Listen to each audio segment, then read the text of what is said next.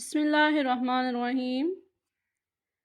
السلام علیکم پیارے بچوں، امید کرتی ہوں آپ خیریت سے ہوں گے، اللہ تعالیٰ کے حفظ و امان میں ہوں گے، اللہ پاک آپ کی لمبی عمر عطا کرے۔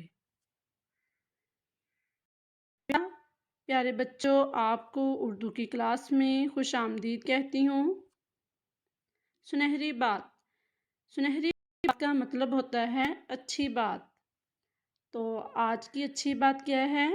صبر رکھو، ہر چیز آسان ہونے سے پہلے مشکل ہوتی ہے، یعنی کہ ہمیں صبر رکھنا چاہیے۔ ہم جو بھی کام کرتے ہیں وہ پہلے مشکل ہوتا ہے اور پھر بعد میں آسان ہو جاتا ہے، یعنی کہ ہر کام جو کرتے ہیں پہلے مشکل کے بعد ہی ہمارے لیے اس میں آسانی آتی ہے۔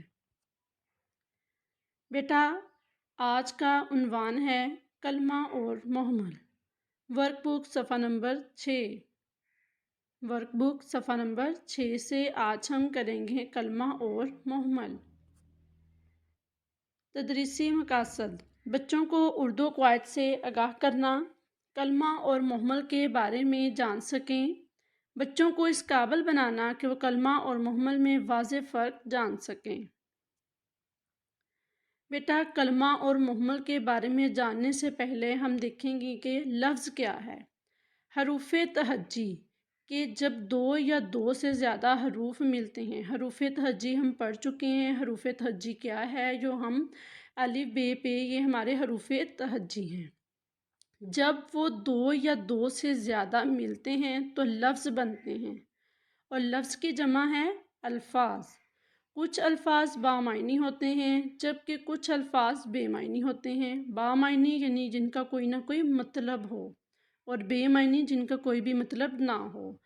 تو اس لحاظ سے لفظ کی دو اقسام ہیں، لفظ کی دو اقسام ہیں۔ کون کون سی؟ آئیے اب ہم دیکھتے ہیں۔ کلمہ اور محمل۔ کلمہ کیا ہے؟ ایسے الفاظ جن کے معنی ہوں، یعنی کہ جن کا کوئی نہ کوئی مطلب ہو، انہیں ہم کلمہ کہتے ہیں۔ مثلاً سیر، بات، چائے، جھوٹ وغیرہ، یہ ہیں کلمہ، یعنی کہ جن کا کوئی نہ کوئی مطلب ہو اور وہ ہمیں سمجھ میں آ جائے۔ محمل، ایسے الفاظ جن کے کوئی معنی نہ ہو، یعنی کہ اس کا کوئی بھی مطلب نہ ہو لیکن یہ کلمے کے ساتھ بولے جاتے ہوں، انہیں محمل کہتے ہیں۔ مثلاً سپاٹا، چیت، شائع، موٹھ وغیرہ، یعنی کہ محمل جو ہے وہ کلمہ کے ساتھ ویسے ہی بولے جاتے ہیں۔ آئیے اب ہم ان کی مثالیں دیکھتے ہیں۔ سیر، سپاٹا۔ سیر کلمہ اور سپاٹا محمل۔ بات، چیت۔ بات کلمہ اور چیت محمل، یعنی کہ بات، اگر ہم بات کر رہے ہیں تو وہ کلمہ ہے، یعنی کہ اس کا کوئی نہ کوئی مطلب ہے بات کا۔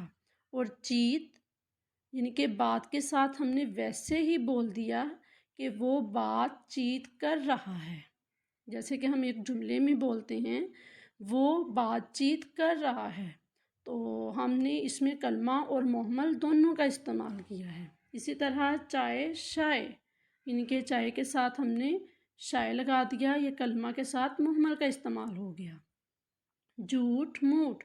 جھوٹ کیا ہے؟ کلمہ، اور موٹھ محمل۔ تو اس طرح ہم نے کلمہ کے ساتھ محمل کو استعمال کیا ہے۔